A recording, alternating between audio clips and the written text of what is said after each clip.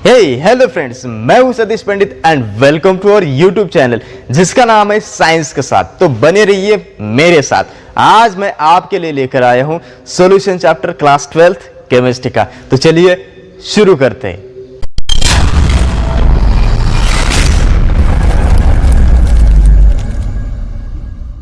तो दोस्तों चलिए सॉल्यूशंस हम स्टार्ट करने जा रहे हैं। तो इसमें हम क्या क्या पढ़ने वाले पॉइंट्स नोट डाउन करते। Introduction, then mixtures and its types, after that types of solutions, solubility, factors affecting on solubility, and last point is Henry's law। तो इसमें ये पॉइंट्स हम डिस्कस करने वाले। तो फर्स्ट वन मिक्सचर्स। जैसे कि दोस्तों आप सब जानते हैं mixture, what is mean by mixture.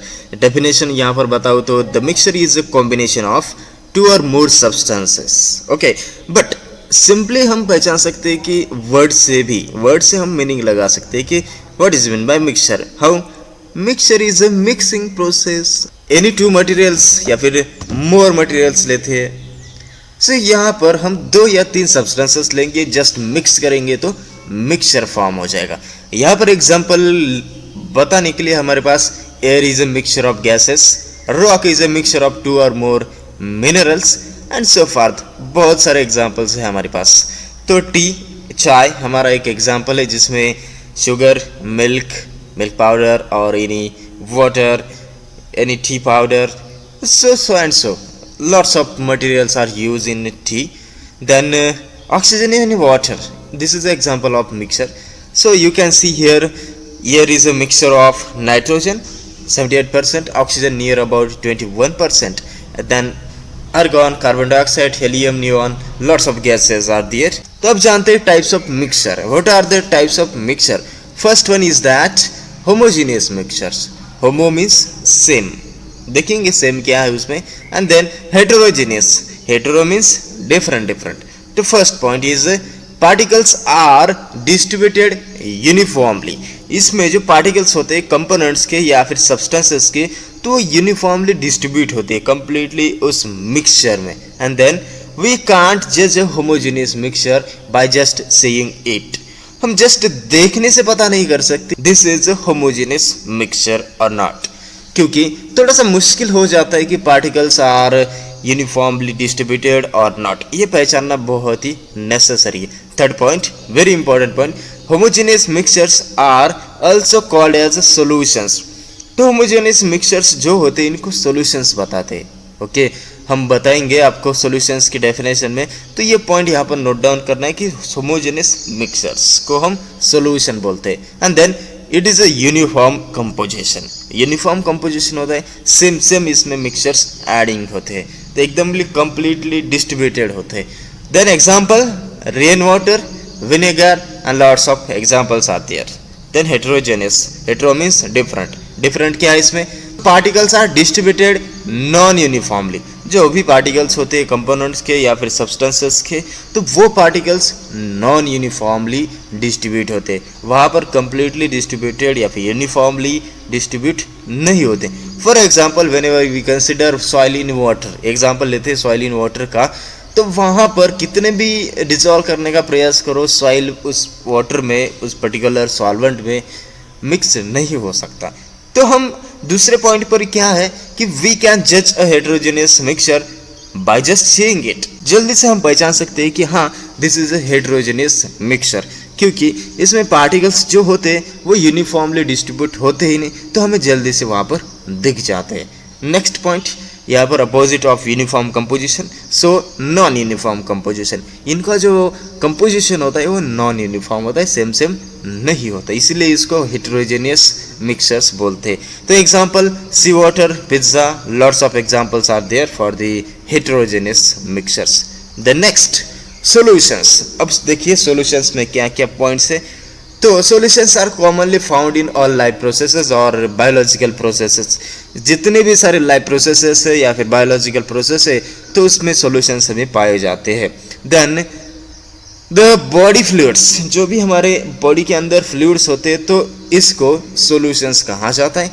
The solutions are also important for industrial processes and many other areas. Definition में देखेंगे कि the solution is a homogeneous mixture of 2 or more pure substances. जैसे कि लास्ट एक point में देखा था आपने होमोजेनियस मिक्सचर में, तो उसमें एक पॉइंट था कि homogeneous mixture are called as solution. So solution is homogeneous mixture of two or more pure substances.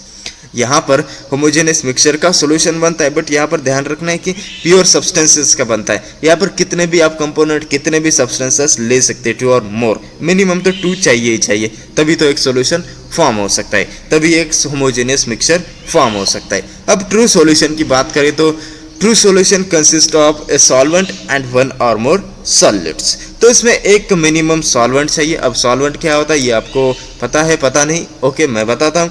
तो solvent is material or substances in which the components are dissolve. तो solvent एक component होता है, solvent एक substance होता है जिसमें दूसरे पार्टिकल्स, दूसरे कंपोनेंट्स उसमें डिसॉल्व होते हैं। For example water, for example benzene. तो ये सारे कंपोनेंट्स है, ये सारे एक लिक्विड ही आपके सामने रख रहा हूँ। यहाँ पर आप सॉल्वेंट कंसिडर कर रहे तो सॉल्यूट क्या है? तो solute this component that is dissolve in particular solvent. तो क्या होता है, सॉल्यूट जो होते हैं तो वो डिसॉल्व होते हैं कंपोनेंट में। For example sugar, for example common salt NaCl। तो ये सॉल्यूट्स है। तो हमें क्या पढ़ना है? हमें सिर्फ और सिर्फ बाइनरी सॉल्यूशन पढ़ना है। अब बाइनरी सॉल्यूशन क्या है ये भी मैं आपको बताऊँ। बाई मीन्स टू, BI वाला bi, okay, bi means two. तो जिसमें टू कंपोनेंट्स हो या फिर टू सब्सटेंसेस हो तो इसको हम बोलेंगे बाइनरी सॉल्यूशंस। तो इसमें टू कंपोनेंट्स कौन से? एक तो एक सॉल्वेंट होना चाहिए और दूसरा जो सॉल्यूट होना चाहिए, तो इसको हम बाइनरी सॉल्यूशन बोलेंगे। चलिए आगे बढ़ते। अगला पॉइंट है, वेरी इंपॉर्टेंट है, टाइप्स ऑफ सॉल्यूशंस। सॉल्यूशंस के कितने सारे टाइप्स है? तो जैसे कि दोस्तों आप सिर्फ जानते होंगे कि हाँ सॉल्वेंट एक लेना है और इसमें कई सारे सॉल्यूट डिसॉल्व करना है, तो एक ही सॉल्यूशन पता है, या फिर कह लो कि solid liquid, solid in liquid का हमें सॉल्यूशन पता है। But there are 9 types of different solution. Why? Because we have 3 types of या फिर 3 states of matter, solid, liquid and gases. इसको हम पर्टिकुलरली अकॉर्डिंगली मिक्स करते हैं, इसका कॉम्बिनेशन लेते हैं सॉलिड, लिक्विड एंड गैस का, तो हमें 9 डिफरेंट सॉल्यूशन के टाइप्स मिल जाएंगे। चलिए पहला चार्ट देखते हैं। यहाँ पर देखिए हमने क्या किया है, स्टेट्स ऑफ सॉलिड, सॉलिड हमने सेम लिया है, सॉलिड सॉलिड सॉलिड लिया है, and state of solvent change किया accordingly, liquid, solid and gas लिया है। तो पहला सॉल्यूशन क्या है? Solid in liquid. ये सॉल्यूशन लेना है, सॉल्वेंट यहाँ पर लिक्विड होना चाहिए और सॉलिड सॉलिड स्टेट में होना चाहिए। तो यहाँ पर एग्जांपल है सी वाटर, सी का जो वाटर होता है वो solid in liquid, because different minerals और salts are the in states of solid, so water में वो dissolve होते। then benzoic acid in benzene, benzoic acid हमें solid में लेना है और benzene liquid में लेना है। then sugar in water, तो ये common example है, सबको पता है। after that solid solution, so solid का solution कैसे बनाते?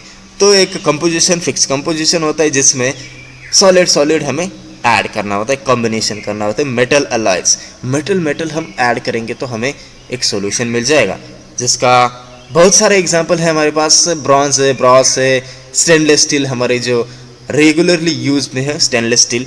तो दिस इज मेटल सॉल्यूशन या फिर अलॉयज बोलते हैं हम इसको। After that solid in gas, तो इसका भी हमारे पास एग्जाम्पल है iodine in air. Iodine solid होता है, एयर में अगर उसको रखते हैं तो एक प्रोसेस हो जाएगी अपने सामने और इसका एक सॉल्यूशन फॉर्म हो जाएगा। नेक्स्ट अगला चार्ट देखते हैं हम। इसमें लिक्विड हम सॉलिड कंसिडर कर रहे हैं और सॉल्वेंट जो है वो चेंज कर रहे हैं। फर्स्ट लिक्विड इन लिक्विड, तो एग्जांपल यहाँ पर इथेनॉल इन वाटर। दूसरा लिक्विड इन सॉलिड, तो इसके एग्जांपल्स हैं हमारे पास अमालगम्स ऑफ मर्क्यूरी। तो क्या होता है जस्ट दोस्तों, आप मर्क्यूरी को जानते हैं, मर्क्यूरी क्या होता है? लिक्विड स्टेट में होता है स्टैंडर्ड टेम्परेचर पर। तो लिक्विड अगर हम सॉलिड पर डालेंगे, जैसे मेटल पर डालेंगे, तो ये अमालगम्स बोलते हैं हम इसको, मर्क्यूरी सॉल्यूशन को। तो ये इसका एग्जांपल है। देन लिक्विड इन गैस, तो क्लोरोफॉर्म इन नाइट्रोजन, तो क्लोरोफॉर्म लिक्विड में लेते हैं और नाइट्रोजन गैस में लेते हैं। After that states of solute हम क्या कर रहे हैं? गैस ले रहे हैं और सॉल्वेंट का चेंज करते हैं अकॉर्डिंगली, जैसे पहले किया था। First gas in liquid, gas in liquid का एग्जांपल हमारे पास है कार्बन डाइऑक्साइड इन वाटर। दूसरा तो हमारे वाटर में ऑक्सीजन होता है। देन गैस इन सॉलिड, तो इसका भी एग्जांपल है hydrogen in palladium. And last example, you familiar with this because just we see air is a mixture of different gases. So this is a solution of gas and gas. So दोस्तों आपने देखे 9 types of solutions different accordingly just change करना है हमें states of solute and states of solvent, तो आपके सारे 9 types मिल जाएंगे आपके सामने। चलिए आगे बढ़ते। नेक्स्ट पॉइंट है हमारे पास capacity of solution to dissolve solid. अब देखिए यहाँ पर बहुत ही इंटरेस्टिंग चीज़ है कि सॉल्वेंट में हम कितना सारा सॉल्यूट डिसॉल्व कर सकते हैं। तो कैपेसिटी तो हमें पता होनी चाहिए। जस्ट पहले क्या है, सपोज हम उसमें सॉल्यूट ऐड कर रहे हैं, पहले उसमें रैपिडली ऐड होता जाएगा, बट एक फिक्स स्टेज आएगी वहाँ पर कि जब वहाँ पर सॉल्यूट ऐड ही नहीं होगा। लेकिन एग्जाम्पल के लिए बताओ, 1 लीटर अगर हम वाटर लेते सॉल्वेंट और उसमें 1 केजी उसमें शुगर मिलाते तो ये सॉल्यूशन बन सकता है, बट बहुत ही एकदम हाई कॉन्सेंट्रेटेड वाला बन जाएगा। और उसके ऊपर 1 ग्राम भी अगर शुगर डालते हैं तो वो ऐड नहीं हो सकता। तो इसको हम बोलेंगे capacity of solution to dissolve solute. Okay, तो सॉल्यूशन का कैपेसिटी कितना है ये भी इंपॉर्टेंट है। तो आगे कुछ रख रहे हैं आपके सामने, जस्ट आपको सॉल्यूट देखना है और यहाँ पर सॉल्वेंट में ऐड करना है। तो डिसॉल्यूशन के बाद हमें क्या मिल जाएगा, सॉल्यूशन मिल जाएगा। तो जैसे कि आप लोग ये सिंपल प्रोसेस है तो ये जान चुके आप इतने सारे एग्जाम्पल के बाद। लेकिन इसका अगर हम रिवर्स रिएक्शन करते जैसे कि क्रिस्टलाइजेशन, तो हमें फिर से सॉल्यूशन के सॉल्वेंट एंड सॉल्यूट मिल जाएंगे। Okay, next one, types of solutions. तो टाइप्स कौन से, ये सॉल्यूशंस के कौन से टाइप्स है? तो based on capacity of solute to dissolve in particular solution, इसके बेसिस पर और कॉन्सेंट्रेशन ऑफ सॉल्यूट के बेसिस पर हमारे सॉल्यूशन के 2 टाइप्स है। First one is that saturated solution. A saturated solution contains maximum amount of solid dissolved in given amount of solvent at a given temperature। देखिए simple सा definition है हमारे सामने। सैचुरेटेड सॉल्यूशन मीन्स इसमें maximum amount of solid dissolve होता है एक particular given amount of solvent में, बट टेम्परेचर फिक्स होना चाहिए, कांस्टेंट टेम्परेचर होना चाहिए। Next one is super saturated solution. तो ये क्या होता है, तो इसमें इक्विलिब्रियम के ज़्यादा सॉल्यूट ऐड करने से ये फॉर्म होता है। जब इक्विलिब्रियम फॉर्म होता है यानी 2 फेज इक्वल होती है, वहाँ पर एक इक्विलिब्रियम, जब दोनों फेज जो कि सॉल्यूट एंड सॉल्वेंट के बीच में जो भी फेज है, सॉलिड्स लिक्विड या फिर जो भी फेज बोलेंगे, दोनों फेज जब बराबर इक्वल होती है, वहाँ पर इक्विलिब्रियम होता है, उसके ऊपर ऐड ही नहीं हो सकता, तब इसको सुपर सैचुरेटेड सॉल्यूशन कहा जाता है। तो ये कुछ इस तरह का एग्जांपल दिया है मैंने, super saturated solution with sodium acetate after crystallised sodium acetate मिलता है। तो next one very simple, solubility. तो सॉल्युबिलिटी कंसेप्ट क्या है? The definition, the solubility of solute is it's amount per unit volume of saturated solution at specific temperature. जैसे कि आप लोग कॉन्सेंट्रेशन जानते, तो कॉन्सेंट्रेशन क्या है? अमाउंट ऑफ सब्सटेंस या फिर सॉल्यूट डिसॉल्व पर वॉल्यूम ऑफ सॉल्वेंट। तो सेम टू सेम सॉल्युबिलिटी वही कंसेप्ट है और इसका यूनिट भी सेम टू सेम है एज अ कॉन्सेंट्रेशन मोल पर लीटर। यहाँ पर जैसे दिया है solute is it's amount per unit volume, means solute तो डिसॉल्व करना है पर स्पेसिफिक अमाउंट ऑफ सॉल्वेंट में। पर यहाँ पर एक कंडीशन है, जैसे कि सॉल्यूशन सैचुरेटेड सॉल्यूशन होना चाहिए, तभी हम solubility in terms of concentration measure कर सकते हैं। तो next one, factors affecting on solubility. Solubility पर कौन से फैक्टर्स अफेक्ट करते हैं ये भी देखना बहुत ही जरूरी। First one, nature of solute and solvent, then effect of temperature on solubility, then effect of pressure on solubility. तो ये 3 फैक्टर्स देखेंगे हम, नेचर वाला, टेम्परेचर एंड प्रेशर वाला। So first one, nature of solute and solvent क्या effect करता है? तो first one is similar chemical character. जैसे जैसे सिमिलर केमिकल कैरेक्टर होगा तो उतना ही वो डिसॉल्यूशन का या फिर सॉल्युबिलिटी का जो रेट है वो ज़्यादा होगा। जैसे कि similar chemical character means character, chemical character जो भी है, बॉइलिंग पॉइंट, केमिकल कैरेक्टर्स जो भी है उसके अकॉर्डिंगली वो ज़्यादा सॉलिबिलिटी बढ़ता है। देन लाइक डिजॉल्व्स लाइक, जैसे कि ऑर्गेनिक कंपाउंड जो होते हैं वो ऑर्गेनिक सॉल्वेंट में ही डिजॉल्व होते हैं और inorganic inorganic. Then similar intermolecular forces mean the forces between the molecules. तो मॉलिक्यूल्स के अंदर जो फोर्स होता है इंटरमॉलिक्यूलर फोर्स, तो उसके अकॉर्डिंगली सॉलिबिलिटी का रेट डिपेंड होता है। सिमिलर अगर इंटरमॉलिक्यूलर फोर्स है, उसको तोड़ने में, उस बॉन्ड को ब्रेक करने में सिमिलर एनर्जी लग जाएगी और सिमिलर सॉलिबिलिटी का रेट हो जाएगा।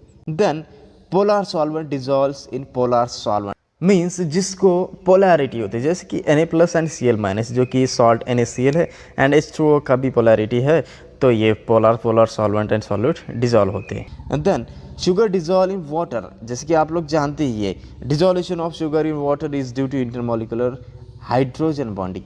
वाटर में और एक एडिशन करना है यहाँ पर हमें, हाइड्रोजन बॉन्डिंग की वजह से यहाँ पर जल्दी से यहाँ पर उनकी सॉलिबिलिटी बढ़ जाती है शुगर एंड वाटर की। Then effect of temperature on solubility, अभी देखते हैं कि टेम्परेचर का क्या इफेक्ट होता है सॉलिबिलिटी पर।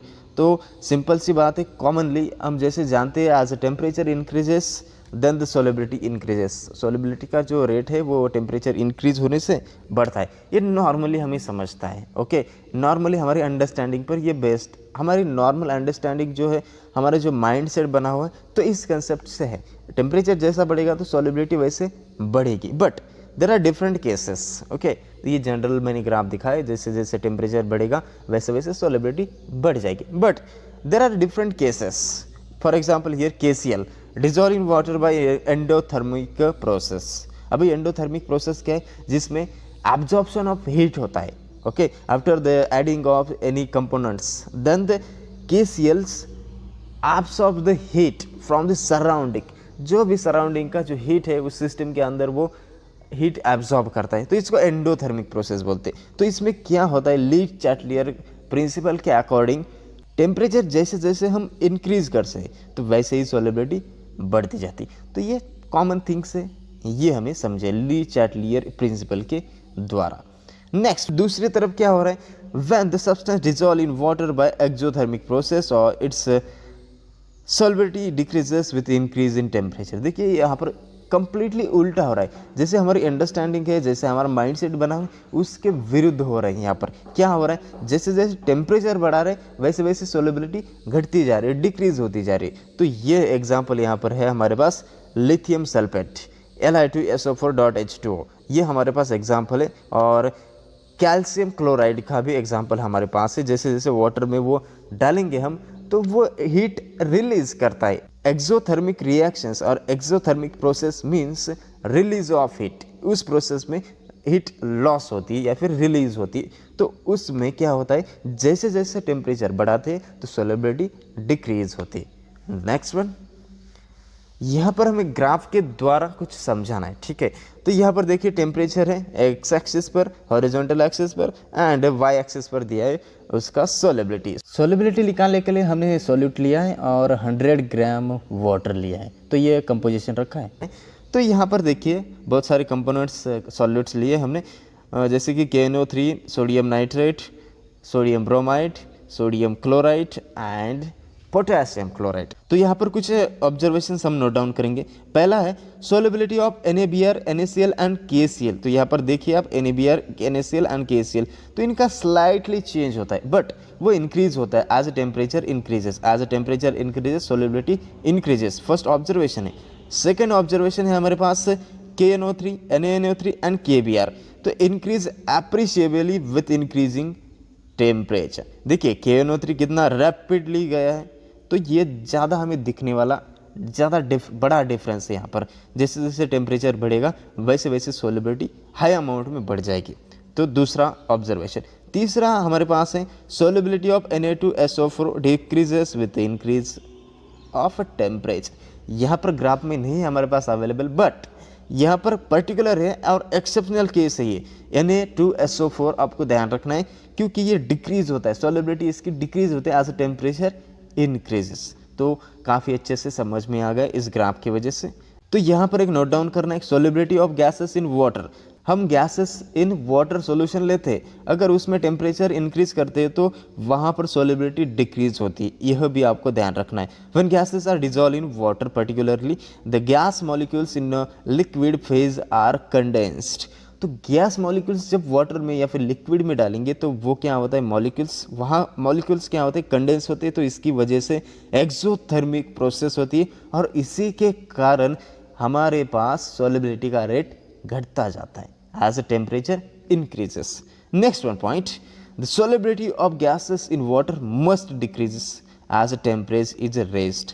ये हमें पता चला है अबाउ एक्सप्लेनेशन के द्वारा। तो next one, effect of pressure on solubility. तो प्रेशर का भी इफेक्ट क्या होता है ये भी जानेंगे। टेम्परेचर का जैसे देखा है डिफरेंट केसेस है हमारे पास, कभी घटता है कभी बढ़ता है, कभी इंक्रीज होता है कभी डिक्रीज होता है।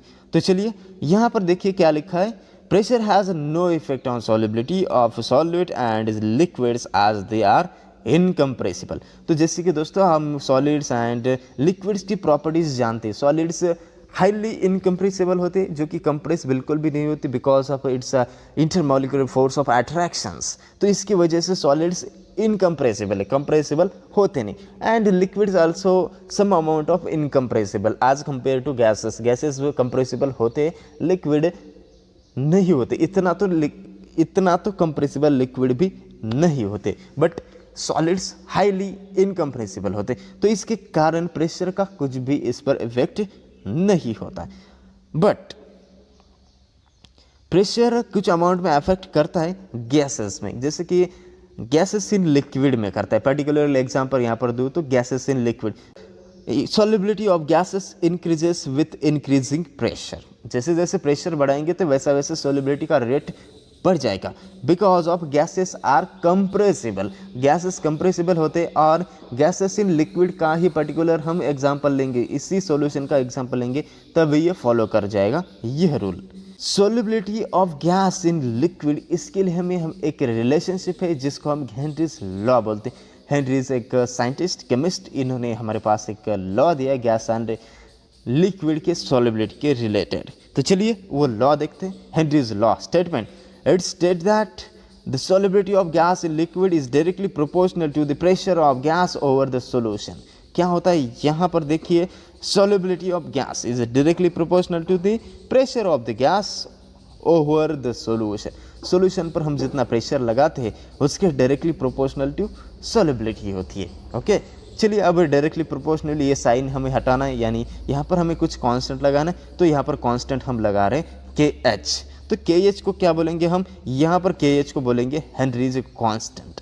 यहाँ पर ये सॉल्युबिलिटी है, इसका यूनिट हम मोल पर लीटर लेंगे। P यहाँ पर प्रेशर है और ये बार में लेंगे। KH यहाँ पर प्रोपोर्शनलिटी कांस्टेंट एंड इसको हम हेनरीज कांस्टेंट बोलेंगे। तो चलिए अब इसके और डीप में जाएंगे। तो units of Henry's constant, Henrys constant का यूनिट क्या है ये बताने के लिए आप जस्ट यहाँ पर इक्वेशन लिख लीजिए, KH को ट्रांसफ़र कर लीजिए और S/P मिल जाएगा। सॉल्युबिलिटी का यूनिट है हमारे पास मोल पर लीटर एंड प्रेशर का हम लेंगे बार में लेंगे। तो यहाँ पर जस्ट यहाँ ट्रांसफ़र करेंगे मोल पर लीटर पर बार, या फिर mole litre inverse and bar inverse, ये हमारे पास यूनिट आ जाएगा हेनरीज कांस्टेंट का। तो जब हम प्रेशर 1 लेंगे, सपोज एक कंडीशन यहाँ पर लगा रहे, प्रेशर अगर 1 बार होता है KH इक्वल्स टू S होता है, means Henry's constant is equals to solubility होता है। Then KH is the solubility of gas in a liquid when its pressure over gas is 1 BR। तो तब क्या होता है, KH की वैल्यू जितनी होगी उतना ही सॉल्युबिलिटी रेट होगा। बिकॉज सॉल्युबिलिटी एंड KH हम सेम ले रहे हैं और प्रेशर तो यहाँ पर 1 बार लेंगे तो पूरा सेम हो जाएगा। एंड यहाँ पर KH की जितनी वैल्यू है उतनी ही सॉल्युबिलिटी की वैल्यू होगी गैस इन लिक्विड के केस में। NH3 and carbon dioxide do not obeys Henry's law. तो NH3 एंड कार्बन डाइऑक्साइड ये हेनरीज लॉ ओबे नहीं करते। This reason is that this gases react with water. तो ये गैसेस जो है वाटर के साथ रिएक्ट होते, इसके कारण हेनरीज लॉ ओबेज नहीं करते। Because of this reaction NH3 and CO2 gases have higher solubility than accepted by Henry's law. जैसे कि हेनरीज लॉ में ऊपर हमने कंसिडर किए एक पर्टिकुलर केस, एक पर्टिकुलर कंडीशन, तो उससे भी ज़्यादा हेनरीज लॉ से भी ज़्यादा इन दोनों की सॉल्युबिलिटी ज़्यादा होती है, इसीलिए ये हेनरीज लॉ ओबेस नहीं करते। तो दोस्तों आज की इस वीडियो में बस इतना ही। नेक्स्ट पार्ट हम जल्दी लेकर आएंगे आपके लिए, तब तक के लिए स्टडी करते रहिए एंड अपने चैनल को अभी सब्सक्राइब कर लीजिए, वीडियो को शेयर कीजिए एंड वीडियो पसंद आया तो जल्दी से लाइक भी कर लीजिए। Good bye.